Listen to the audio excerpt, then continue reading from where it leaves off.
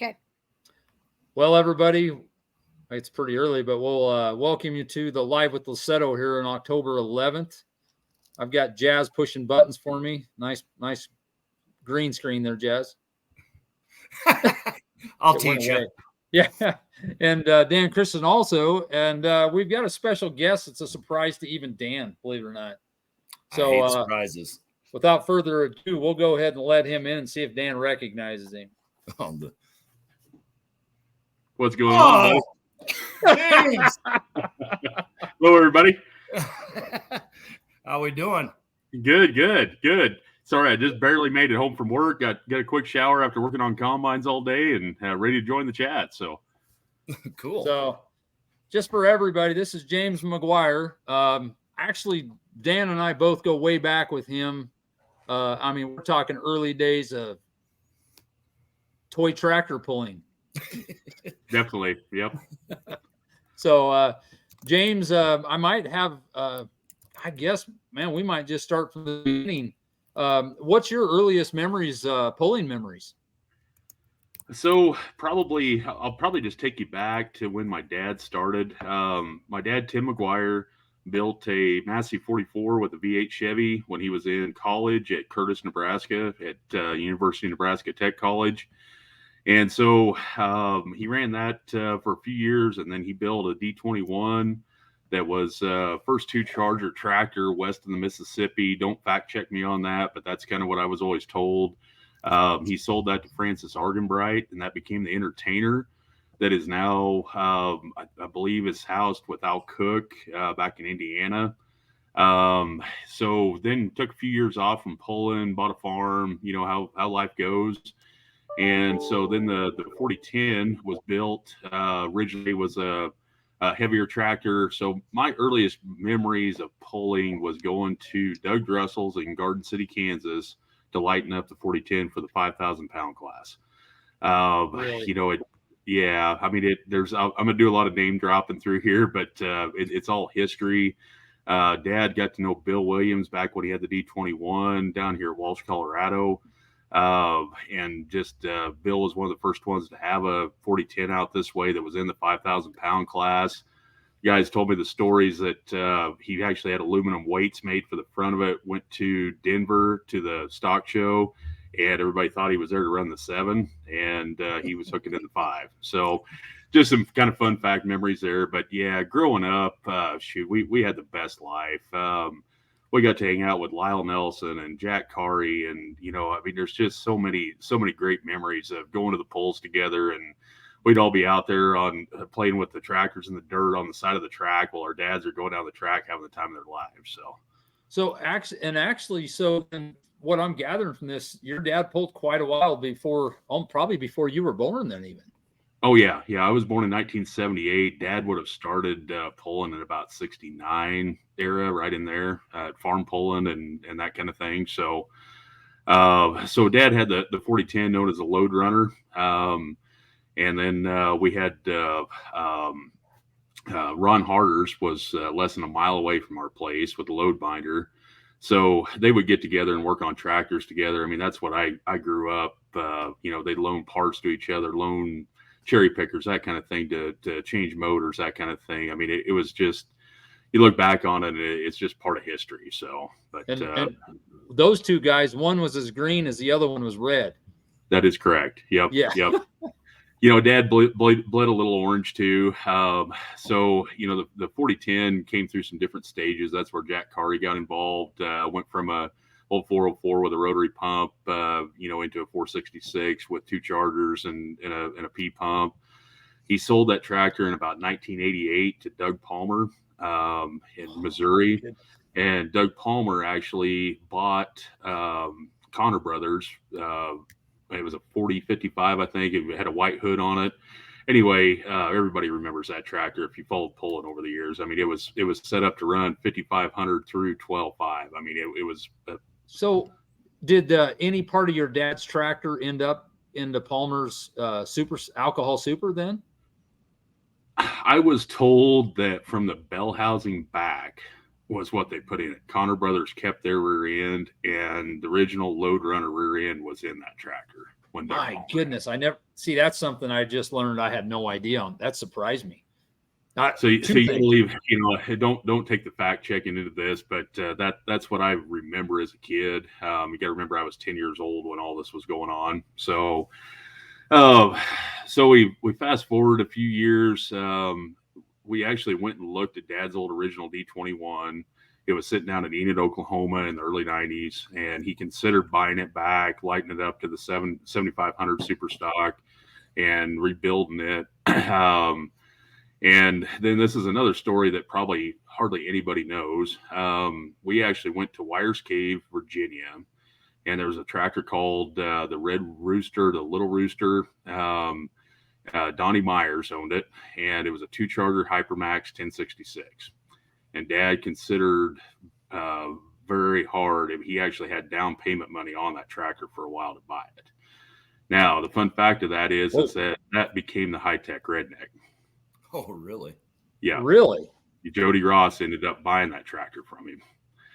So then he got a hold of Dave Chrisman that had the 180 Alice that we eventually owned, 3-charger 301 cube.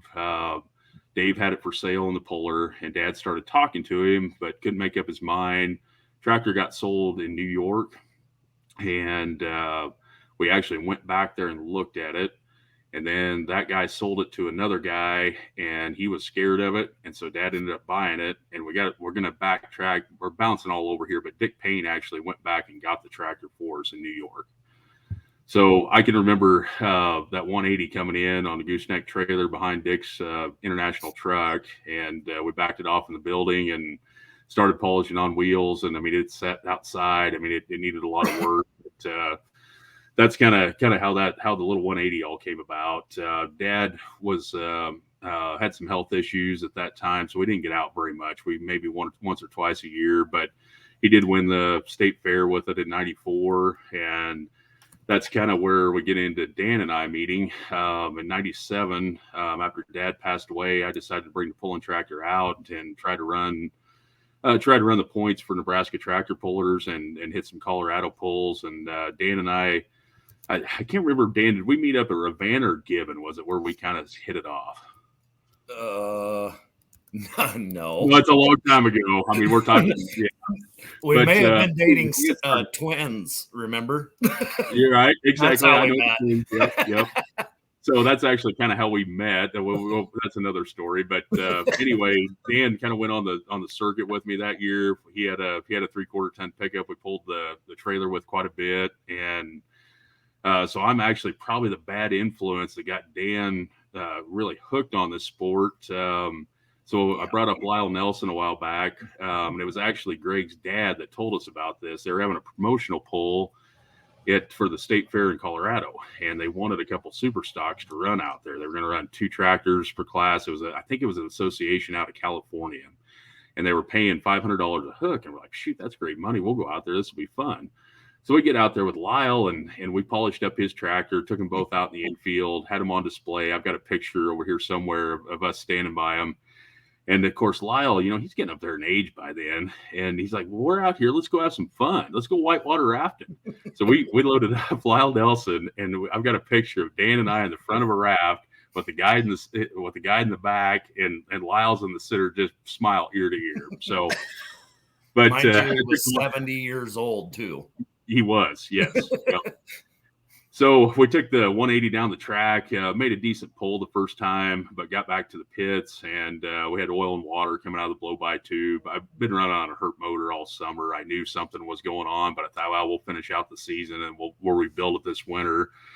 So I told Dan, I said, why don't you get on there? I think it's got 1 run left in it. I think he maybe made it out halfway down the track, but just lighting that 3-charger tractor up was enough to get him hooked. So anyway. Yeah. Yep. But so the influences in my life, my parents were divorced when I was 5, and my mom remarried Don Bennett. So Don Bennett was my stepdad.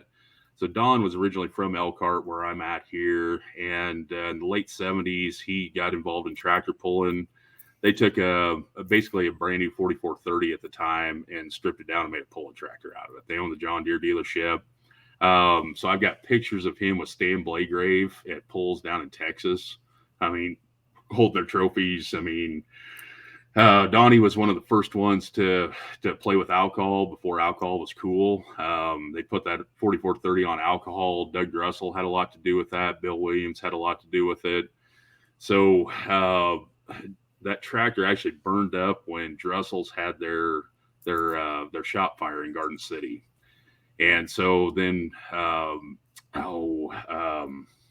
sorry, I'm saying too many names here, but Ron Johnson out of St. Paul bought the remains of the tractor, and that's why that tractor was called Bits and Pieces. Oh, and man, of course, that tractor crazy. still runs. Yeah, Yeah, still runs in Europe. Part of that, the alcohol stuff actually ended up right around here too. In fact, the guy that built Von Jurgen's tractor ended up with the alcohol pieces because they were considering changing that one over to the alcohol setup that Donnie had. But later on, it was sold to a George Bogle in eastern Kansas. It's crazy where this stuff is all went out, man. I did not realize that was Ron Johnson's It's fun to tractor. put some puzzle pieces together. Yeah. So Donnie actually bought a tractor that was sitting at Hypermax, Jerry Legod, called Pride of the Farm. Everybody knows Pride of the Farm from over the years. 1466 International, 3-charger setup. And he campaigned that on the Grand National Circuit for a couple years. And actually, and you can imagine that when your mom marries one of your dad's best friends, it was a little hairy for a little bit. But there was a time when the Load Runner sat in one shop at our farm and the Pride of the Farm sat in the other barn at our farm. So as a little kid, I got to go play on both of those tractors back and forth. So Donnie was at a farm show. I think it was in Fort Worth, and they had a tractor pull down there, and LD Nation came up and asked him how much for that tractor. Donnie named him a price. He said, "I'm running it tonight." And he wrote him a check after he got down the track. So that was the story of the Pride of the Farm. Then eventually it went to Iowa, and got lightened up to the 75 Super, and the Goodwins bought it. Let's say, did Dennis Goodwin end up buying that tractor? He did, yes. He bought it from LD Nation. Okay.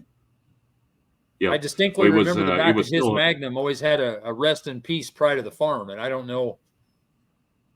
Maybe that's where it died.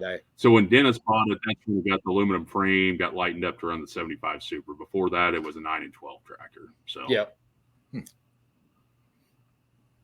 But wow.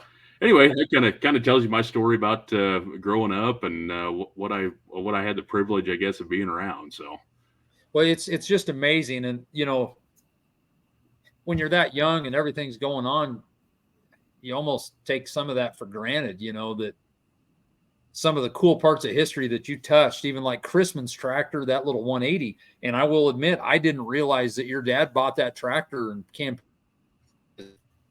that was probably in the time that, me personally, we were pulling in Colorado more than we were in the state, Nebraska State Group. Sure. But yeah, I actually thought you bought that tractor.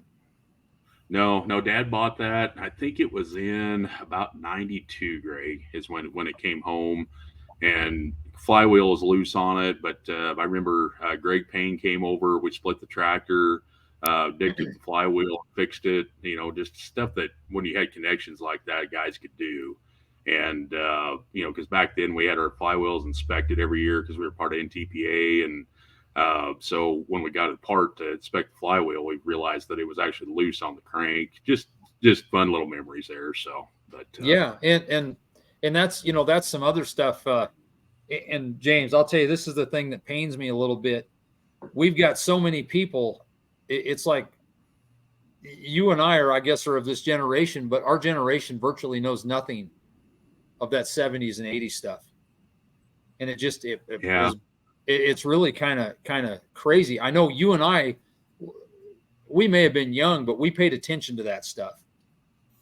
And it's kind of crazy the amount of memories that we have. Like, you're talking, I remember Chrisman's tractor before you guys bought it. I remember when the white 4430 of Connors, I remember when it, I think, possibly debuted at Hildreth. It was it set that place on its ear because it was one of the first that I ever saw, and I remember people talking about was one of the first diesel switched over to alcohol. Man, there was a lot of buzz. Yeah. And then it actually worked. Yeah, absolutely. And then you turn around and throw the guy down there, Drussel. Most people have no idea the influence that he had behind the scenes on some bunch of very, very big names. So I've actually got a picture of Doug on, I don't know if it was Doug or his brother, but on what now is Doug Roberts' Patriot tractor that, when they was originally built that. And Doug's told that in a lot of his stories, but I've got a picture of it when they were trying it out at Johnson, Kansas. And then Donnie's tractor was there, the good, the bad, the ugly of Bill Williams, and all his buddies were there. I mean, it's just cool history. So. Yeah, absolutely. Absolutely. Yeah. And I've heard, and Brian Connors flat told me that was one of the guys that set him in motion in the alcohol. So, you don't think about Southwest Kansas being this epicenter of, pulling, but to be honest with you, that guy and the innovator that he was, and Lauren Pryor and a few of these other guys, they really set a lot of stuff in motion that went clear across the country. Oh yeah. Yeah. Even Doug Roberts came out and spent a winter with Drussels, and that's how he got his start doing what he does today. So they're just it's like you said, Greg, you wouldn't think of Southwest Kansas as being a place where pulling is, but I got down here, I had taken a break from pulling for a while, got married, and when we moved down here, we had Harleys. My wife had some neck and back surgery, and so she couldn't ride a Harley anymore. Decided to give that up. I thought I got to have a hobby, so I went and bought a 3020, fixed it up real nice.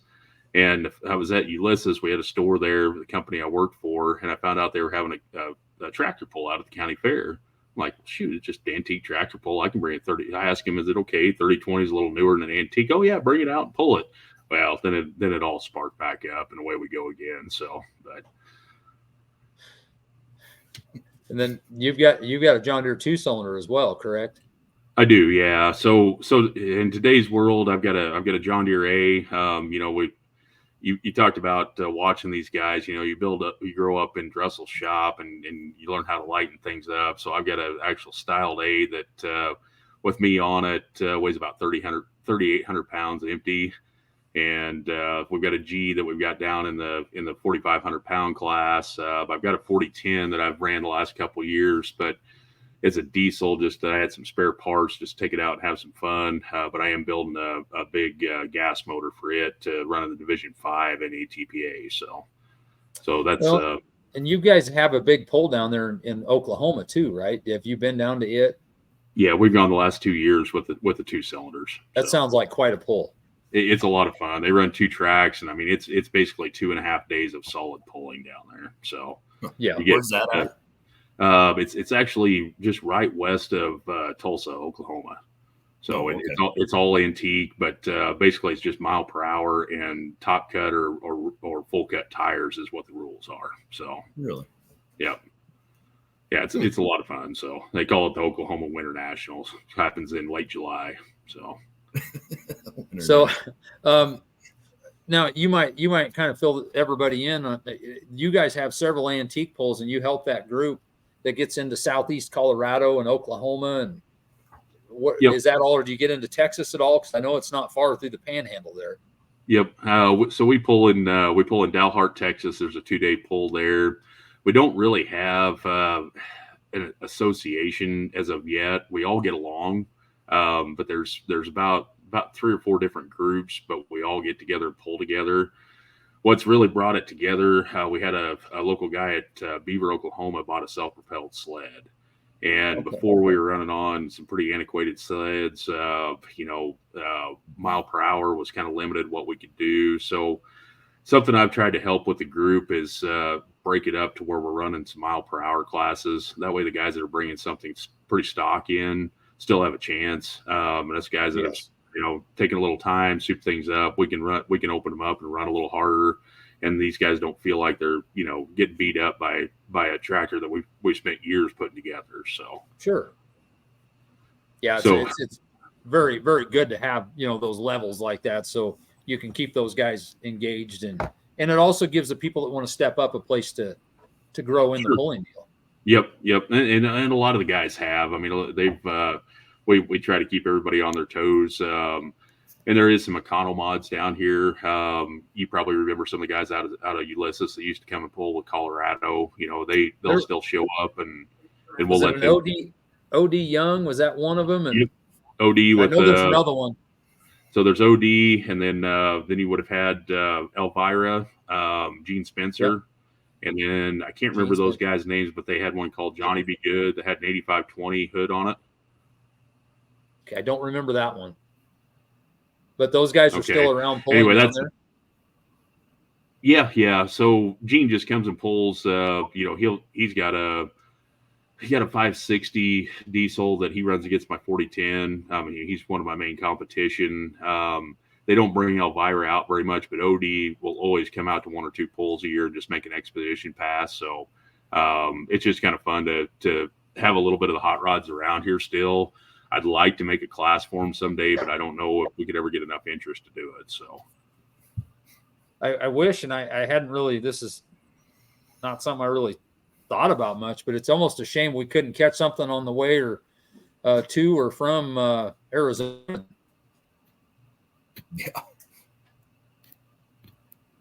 Yeah, because you guys are headed down there here, in a couple weeks? Yeah, I've got to make a couple trips, and I'm not going to lie, I don't always. I travel a little bit in the dark and at night kind of thing. Last year, I actually went through Boise City on the way down. Okay, yeah, that's 45 minutes from where I'm far. No, it's 45 minutes. So, yep. Yeah, but yeah, I would love to try to get one of these pulls big enough down here, guys, that maybe we could talk about having Heartland come down here sometime and start out with antiques, do our antique pulling, and then finish off the show with Heartland. I got to find the right venue that's got the right safety, that kind of thing. But it's on my mind that it'd be something fun to do. I put 2 pulls on in Guyman a year, but our facility would need a lot of work to be ready to host a Heartland event. So. Well, you almost wonder if we couldn't just at least do some exhibition hooks. Is the sled, what's the sled like? Is it capable of stopping somebody like Dan? Oh yeah. He could. He goes back to Eastern Kansas, and they he pulls a lot of pickups on there. They pulled hot farm tractors on it. The guy that had it before him. So yeah, I'm trying to remember the name of that sled. You'd probably know it. It's got a New Holland or a Swather cab on it. It's a yellow sled, but it's set up. He's got airdrop on it. I mean, he's got a grouser. He can stop people. So, man, that'd be fun. That'd be fun. The problem is our summer got pretty busy, huh, Dan? Yeah, a little bit. But when does your season what start here, there, James? What's that, James? So we'll actually start out. Can you hear me, guys? Yep. Yeah. Okay.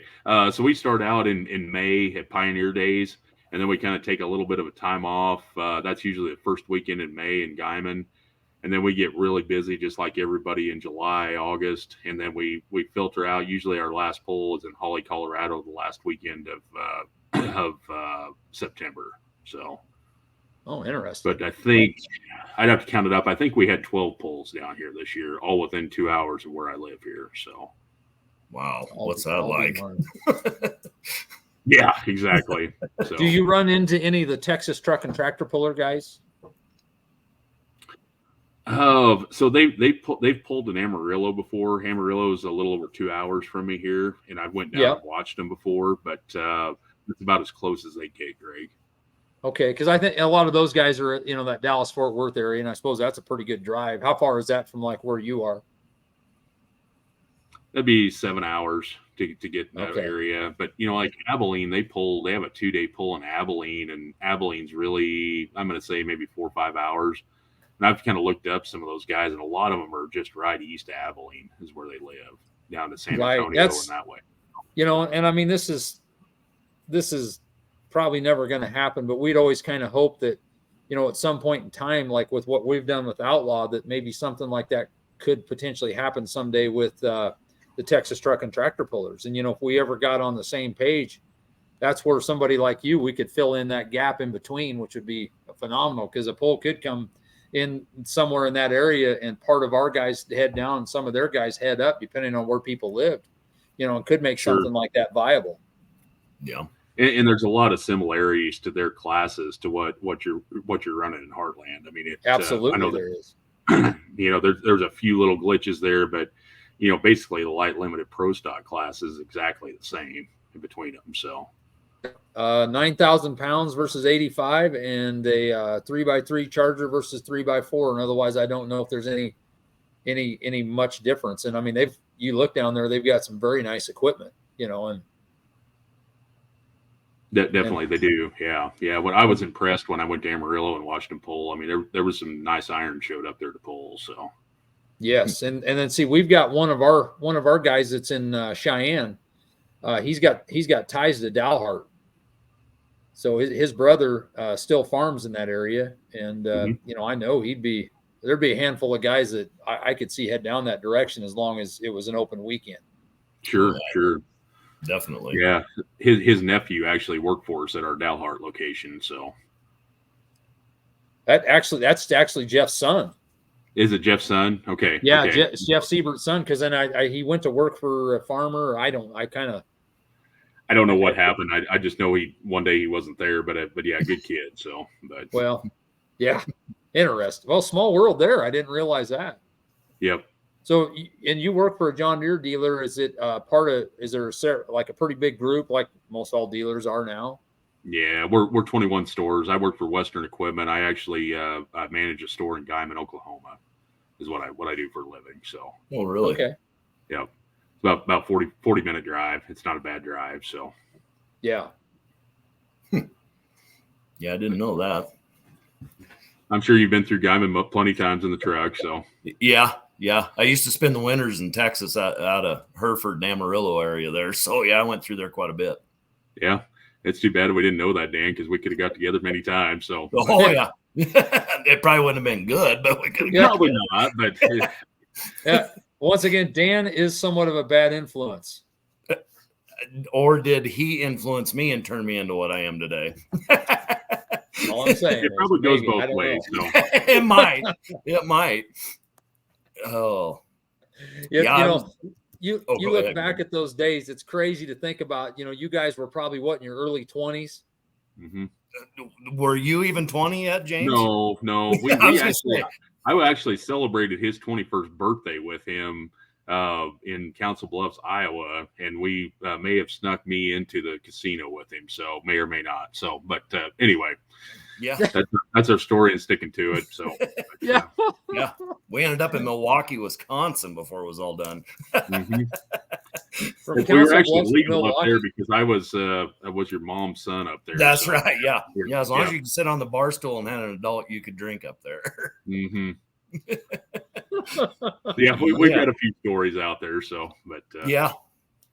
In fact, I think my brother, I thought he said he found some of the old VHS tapes when I used to record at polls and stuff like that. When I was talking to him here a couple of weeks ago, he was talking about it, I believe. So I found a bunch of old pictures I got to get redeveloped and stuff. So from when we run around. So, out of the blue, my nephew found something surfaced on YouTube of the 97 State Fair.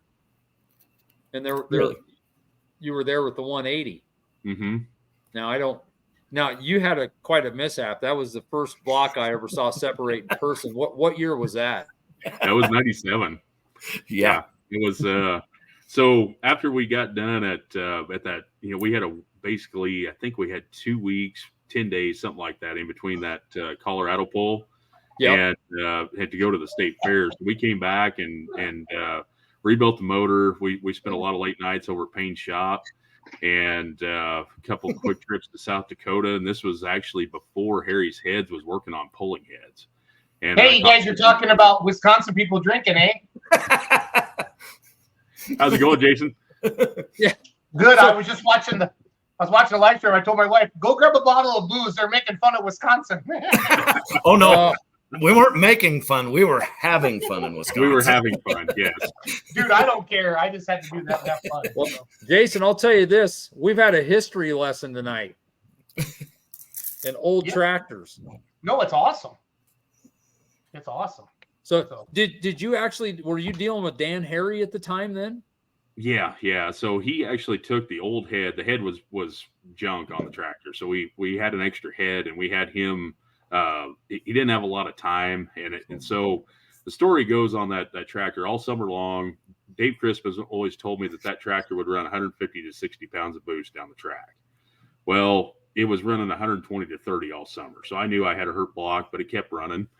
And so we got it all put back together, got it fired up. We got to Lincoln, had hose blow. We were out at I think we ended up out at a truck stop to get a water hose fixed so we could get down the track. We think we ended up in the open classes when we finally got it to light.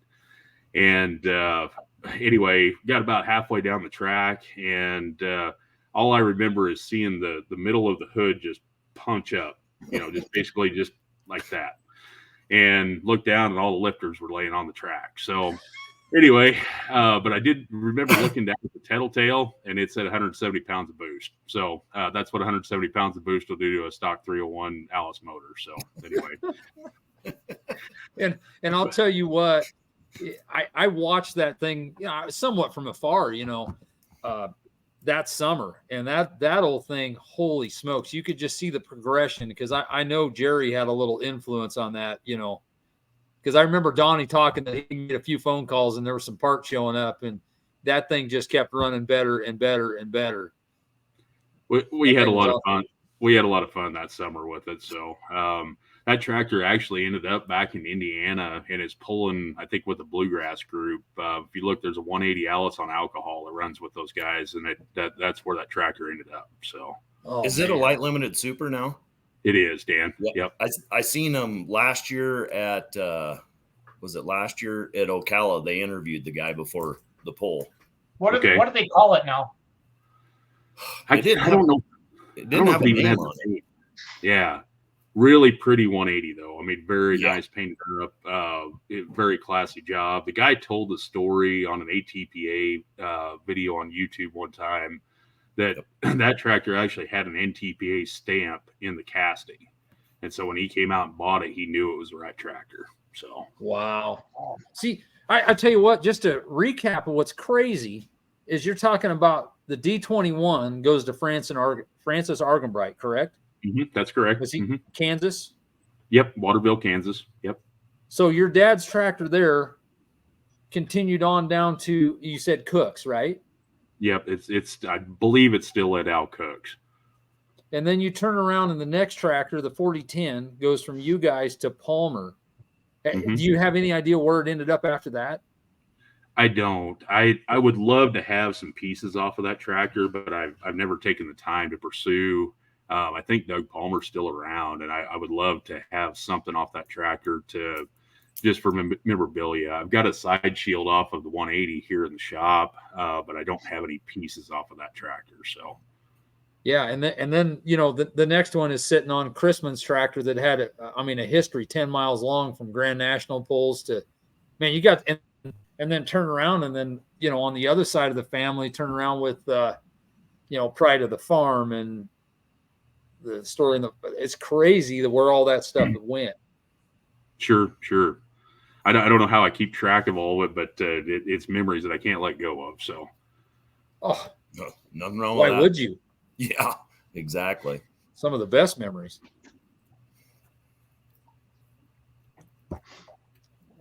That's, I don't know, crazy.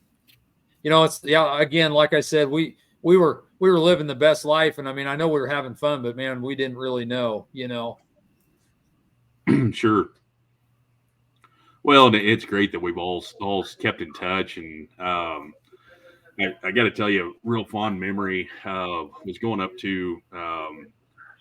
Let's see, it's hard to believe, Greg, that this has been 5 years ago that you invited us to come up to Holyoke and Imperial, and so Donnie, my stepdad, was still alive at that time, and he came along with me, and my 40-20 and my A didn't quite meet the rules, but he said, hey, just come up and pull. I know you got the right safety equipment. Let's just have a good time. And at Holyoke, got together a bunch of the old pullers. Vaughn Jurgens' wife, Gail, was there to represent Vaughn. And I think we had Carl Schneller.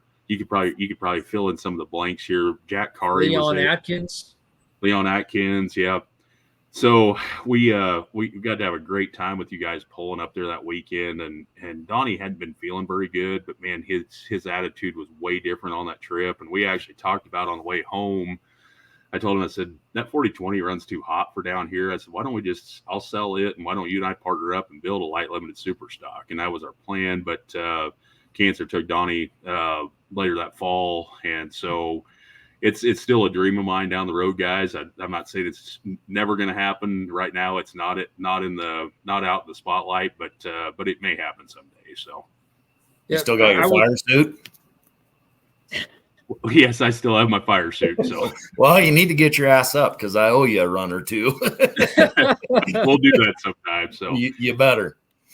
We need to pick a poll. I know you guys run a few antiques at a few of the polls. You need to let me know, like Imperial or something where you're going to run a few antiques before Andy. We just run exposition. We'll bring our hot rod 2 cylinders up and come and start the show off or something and just have a good time for old time's sake. So that Ashton poll would be phenomenal. Wheat harvest is a little hard for me to get away for that one, but I'll see what I can do. So that one and Palmer would be another one that I'd guarantee you. And also, and I don't know exactly the connection, but is Matt like an uncle? Yeah, Matt is my uncle. Yeah, because he showed up with a 4630 last year at Palmer, and I think he's talking about coming back to more. Yeah. Matt loves to go pull. We used to go up and pull at a little pull at Dan, where's that little town out there that we went out by Broken Bow? You and I met up there for the first time in Mason City. Yeah, they do a percentage pull there, and we used to go up to that every year. I'd haul Matt's tractors up there so he could pull, and then of course Dan helped put on the late pull at Ravenna for a couple of years there. We came up for that, brought Matt's tractors. I mean, he's Dad's little brother. Matt and I are about 10 years apart. Dad was the oldest, he was the youngest, so he's always been kind of like a big brother to me. So, gotcha. James, back to that deal at Holyoke. The pull didn't go over the great as far as crowd and all this, but that's one of my proudest deals because the people we got together that night, and we weren't thinking of this at the time, but it was a lot of laughs, times that some of these people got together. When you start talking Jack Kari, Carl Sneller, I mean, there were some heavy hitters, and Donnie and, Bill Swartz was there, who's still active, and my parents. And I mean, it was, it was crazy. And you don't think about it, but even Jack Kari, he caught us later. And I don't know how many times that man thanked us, but there was none needed. It was just great to see those guys again, because I've got so many stories that it's just unbelievable to think, and I got this from the other end. I talked to the guys with Solid Junk. Why I can't remember the names right now, but they had come out and set up Leon Atkins' tractor. Really? Ron Perry said that they're super people, and they stayed with them at their house for the weekend. They set the tractor all up, and that was a beautiful version of Solid Junk that, Solid Junk is famous everywhere. But they probably didn't realize that, there was a shiny version of that thing out here in Haxton, Colorado. Sure. That thing was it Dave Stengel? Was that the other one, Greg? Yeah, Dave Stengel was more the driver. Ron Perry was kind of the mechanic and the guy behind the scenes. Absolute character. Sure. Where was Ron Perry from? Indiana? Indiana. And I can't think of the town right now, but I think Southern Indiana. That's the transmission that's in my tractor.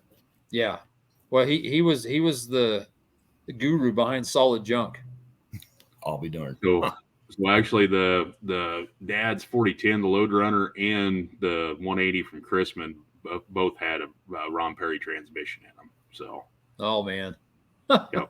He was the guy to go to. I mean, there was no Atlas tractor back then. There was no, you just didn't have the names that you've got today. You had to find those one-off guys that would build that stuff. So, well, another one of my favorite stories was Ron Harder's. As a young kid, he had that 460, and I mean that thing was tough.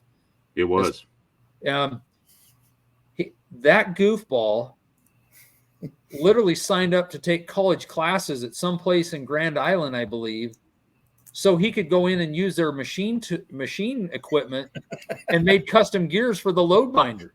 Yeah. That doesn't surprise I me. didn't He know wasn't that. interested in going to college by no means, but I could kind of use those machines and, pay a little tuition. It was I'll be damned.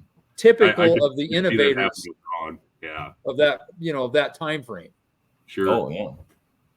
I mean, if you looked under the hood of the load runner back in the day, guys, there was Craftsman sockets welded to a strap to hold something in place. And I mean, just it's stuff that you just, and honestly, if you looked under the hood of Lyle Nelson's tractor, there might have been something even worse than that holding something on. But they went down the track and they were cool. So, but Yeah.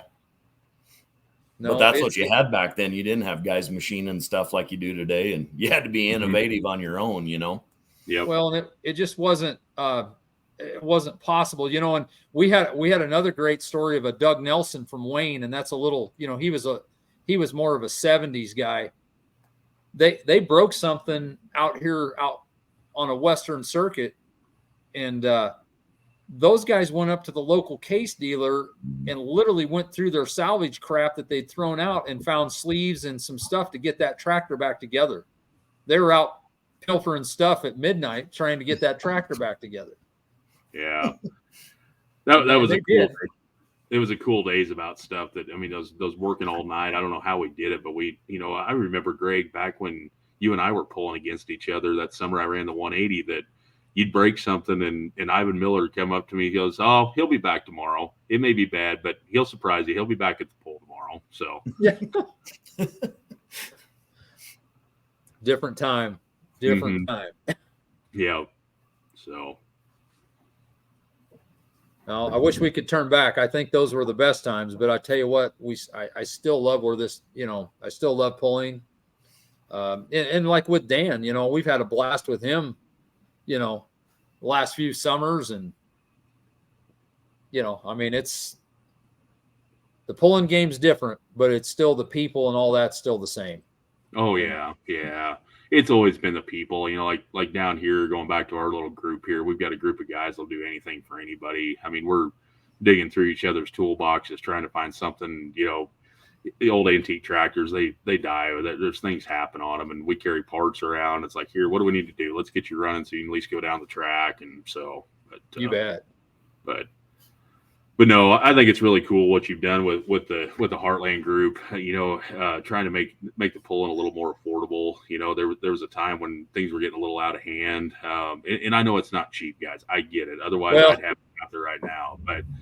But the classes, we're putting a few limits on the classes so things can't get too carried away. And really, when you get out there, the crowd, if there's smoke blowing in the air, if there's loud noises going down the track, it really doesn't matter how much horsepower they have. It's all about, making the fans enjoy it so they'll come back and pay for a ticket. So, well, the thing I'll expand to that or add to it is the thing that is extremely important to me is to keep it going out in our areas, because pulling, a lot of people don't realize the pulling that went out in this area even now. And, there was pullers from Oklahoma, Texas that, I remember that's one thing I loved about Hildreth, Nebraska is, you'd see all these guys show up from Roby Watson had probably one of my favorite John Deeres, as much as I hate to admit that back in the day when I was a kid. Me too. Tommy Love rolled up with the blue 1066. I'm like, man, who would paint a 1066 blue? But that thing stuck in my mind forever. Sure. And Blade Graves, when they had both tractors, the Red Horse and was it Red Thunder? Red Thunder. I think it was Thank Red you. Thunder, yeah. Yeah, there was a lot of stuff. And Arnold Baker with his 180, he always ran tough in the 5 Super back in the day. Did you hear the story where that tractor come from? I didn't know. I didn't know this until just a few years ago. That was the old Bassett Hound. Was it Jim really? Puckett's. Yeah. That was Puckett's tractor? Okay. Yeah, Small World. Wow. I actually just sent a Wood River Fair book from 1977 to that your family had a copy of. You showed some pictures of it, and it had a picture of Jim and a story on him. and I had a spare because my dad helped put that pole on, and I sent that to Jim the other day. He should get it Friday. So anyway. Oh, that's awesome. We had Jim on here too. It was great to hear a bunch of those stories, but it's like I said, part of it that I'm a little disappointed is we're starting to get a gap, and I don't know if you saw in pull off the other day, somebody asked a question about when the weight classes raised and what they originally were. Mm-hmm. And man, I hated to say stuff, but I thought I knew some of that. But, you take like the wide fronts and they added weight, this stuff started at 5, 7, and 9. I know. And I mean, the old days of the single wheels and I mean, the crazy stuff that got down to 5,000 pounds. Well, but you got to remember, those guys would go down to like Fort Worth, I think is where it happened, that they actually watched a tractor split in half because they were running a stock flywheel back then. I mean, it was the safety and ingenuity that's come through the years with this. Dan was pulling with me when we were, basically mandated it in Nebraska tractor pullers after several accidents that summer about roll cages. I was a part of that, and we added 200 pounds for the roll cage. So yeah, in fact, kind of side note to that, I pulled against Randy Rose the night before Toma that he rolled in Cresco, Iowa in '97. Okay, that was the one I was trying to think. It was Randy Rose after that accident happened. I worked a lot of things, and that first year out, it was basically just put something on there. Some of us put actually Dan and I built the cage for my was going to be a pro stock at that time, and it was just miter cut metal going up. It didn't have a nice roll to it or anything. There was guys just running kind of a roll bar looking type of thing on there, but we wanted something on there for safety. So yes. Yep. And oh man, there was another deal. Yeah, that one left me. We'll have to go back. Sure. Age kicking in, Greg. Oh man, you have no idea. No idea. Dan still hasn't lost his sarcasm, but yeah, I haven't lost that. Yeah. Dan still has reading glasses too, so he hasn't escaped this crap yet either. So thank you, Greg. Only one I'm trying to read. I'm still with Walmart specials. I'm not prescription yet. Yeah.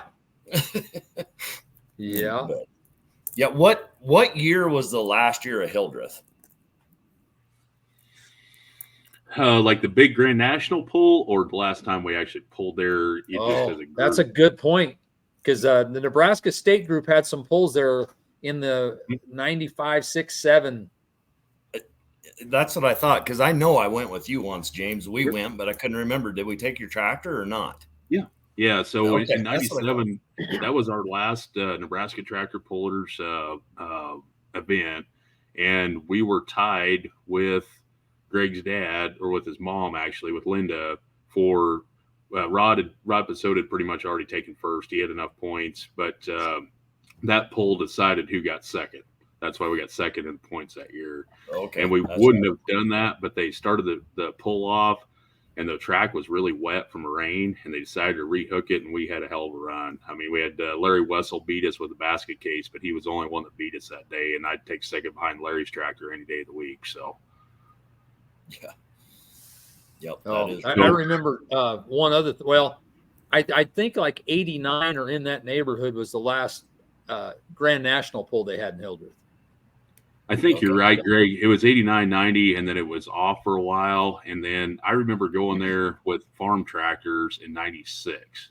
And I think that started back up in 96. I know it ran 97. I went and was a flagman in 98. And then I know they didn't have it in 99. So I think there was about a 3-year stint. They moved it away from the highway, and they actually had Nebraska tractor pullers and bush pullers. They had 2 sleds there. Yeah. And so they still have a small pull there. There's a mini rod association. One of the guys lives there, and they still have a mini rod pull. I don't know if they've had it for a few years, but that's the last pull that I knew of in Hildreth, Nebraska. Interesting. I was going to tell you that I forgot. That deal with the aluminum weights at Denver, that had repercussions in my family. Oh, really? My dad had actually bought a 4010 John Deere and was going to get started on it.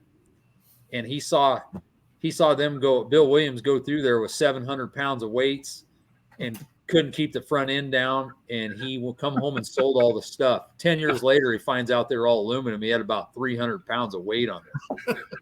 So I was that close to having the John Deere in the family. So Okay. All right. Well, you still have one with the John Deere hood on it in your family. Yeah. So yeah, it's kind of a cross-dresser, but but I told you the story. We just about had a 1066 International in our pool. yeah, that's as bad or worse. Yeah. But a lot of that was back then. Dad was looking for. His health was getting worse, and he wanted a tractor he didn't have to work on all the time. And back in those days, a 2-charger Hypermax setup was about as foolproof as you could get for a pulling tractor. I mean, every pulling tractor you're going to have to work on, but I mean, those tractors would just go down the track and down the track. So that's why he was interested in that. The crazy part about that is I'd be willing to step out there and say that I think our light limited pro or light limited super class is making every bit as much horsepower. Oh, I would agree. What that super is. And it's just really hard to believe what the technology's done over the years. Mm-hmm. The turbos are what have come so far. Oh. You know that 180 Alice had I think it had a T04 on the bottom and then a 95 and 96 air research and nothing special about them. But that's what Dave Chrisman finally came up with that would light and go. So yeah. Well, and see, and that's the other thing too. You look at the specialty stuff that goes in. I mean, anymore today, the turbos, they're custom one-off stuff. And you look at those days; those guys were scrambling, and all jokes aside, my dad has a folder with like compressor flow maps and stuff that they actually went to work to size their own turbos. You know, sure. And it's kind of crazy to think about that. You know, today, they were buying that off the shelf stuff, and today, I mean, it's some pretty custom, exotic stuff that goes on. Oh yeah. You look at like the Apex turbo and see that there's no more rough edges. It's perfectly round. It makes sense, more airflow. But I keep up on this stuff and watch. It's like, man, if we'd have had that stuff back then, we'd have really broke some parts. So yeah, put some parts on the moon. Yeah. Yeah, no, for sure. Well, and it always looks simple looking back, but in the day there was a lot of innovators that really, the amount of work, there was still a lot of money. It seems cheaper, but at the time it wasn't cheap, It wasn't, no. I remember Donnie, my stepdad, talking to me about that, they were some of the first ones to put a Crowder clutch in. And that's why he had so much success with, there was a lot of people running Hypermax setups back then. So his tractor didn't have anything that some of the other ones didn't.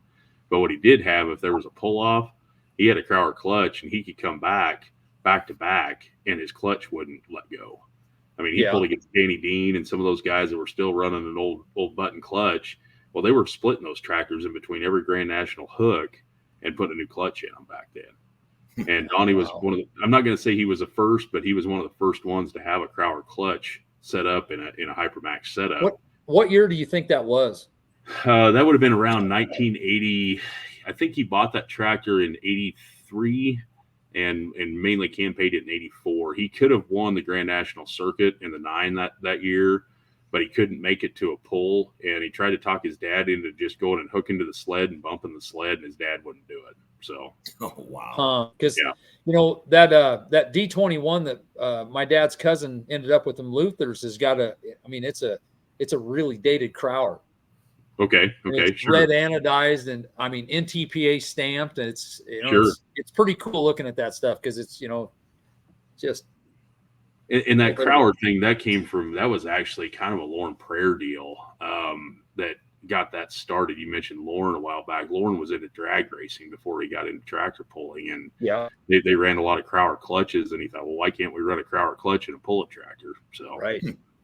So, and then it took Drussel doing the machining, and they got together like, yeah, we can make this work. And so they put a Crowder clutch in a pulling tractor. So, well, I understand Lauren built the first set of aluminum wheels, and then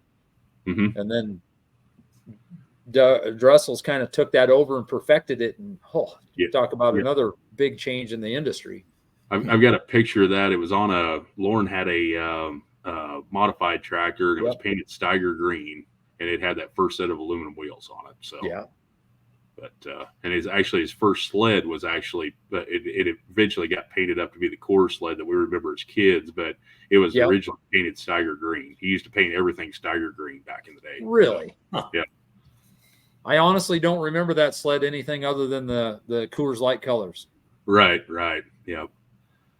But yeah, originally it was painted Steiger green. Those pictures from Johnson. I'll send you some pictures of that deal. But That'd it be shows cool. Lauren I on the appreciate sled. that. You could tell it's Lauren sitting on the sled as a young man, and there's several Donnie's 4430 hooked to it. Dressel's hooked to it. I mean, it was just pretty cool looking at it. So and that sled's still around. Really? Isn't it in California? It was, yeah. Okay. The MLM or somebody in California had it, but then later I think it ended up with. I'm not so sure it's not at Chaos as a test mule. Really? Wow. Yeah. Okay. It was pretty far. It was always my dad's favorite sled to pull on, and not just because Lauren were. It was my parents' favorite sled as well. Yeah, there was a weight balance to that sled. It would let you get up and going. It wasn't like pulling a boat anchor out of the ground, and it was smooth, and so. But yes. So. Well, awesome. We may even have to do this again sometime, James. Yeah, I think we're probably running out of time. I don't know what your time limit is, but I see we got 56 minutes live here. So, but yeah, I actually have to go at 7, Dan. So, never mind. I got talked into being on a bowling league with my cousin, and I don't get to do a lot of stuff with him anymore. Where else, So you're gonna get along in the two. So, yeah. Good thing it's not far. Yeah. Make fun of me all you want. Sometime, if you guys want to, I can dig out a bunch of the old pictures, and we could actually do one where I could get set up where I could show you pictures on here, and we could show everybody some of the old pictures from the old times. I'd got to get them organized. Dan, I know it's a drive, and you want to do shop tours. I could do it. We should do that. We could do that. Look, his shop's big enough. We'll be all right. His shop? Well, one he's in. I've actually got two shops, guys. So there's actually two different ways. Now you're just bragging. Yeah. Well, when you look around in here, I don't know if you guys can see. This is kind of a bird's eye view of my shop in here, but there's no pulling tractors in here. They're all stored up there. But something that is kind of cool. I'll see if I can get that on there. You can see there is my pedal tractor. It's a load runner from when I was a kid. I'll be damned. That is cool. Yeah, see that up on the wall. That's awesome. That was all painted up. And we used to haul that around to the pulls. You were talking about us playing on pedal tractors and pedal pulls and stuff. So anyway, but there's another guy that we may have to get actively see if we can catch up with. There was a Lee Potter that was really instrumental in the Hildreth pull. Do you remember him? Yep. Lee's still around.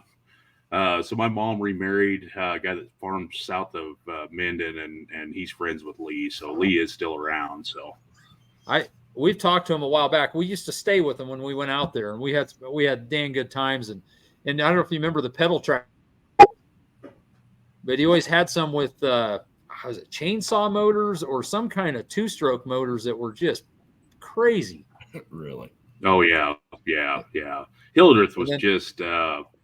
Like you talked about, you'd see all the big names come in there. I mean, you had Connor Brothers show up. We had Gardner Stone show up with 4 T55s that year. It was one of those last years they had.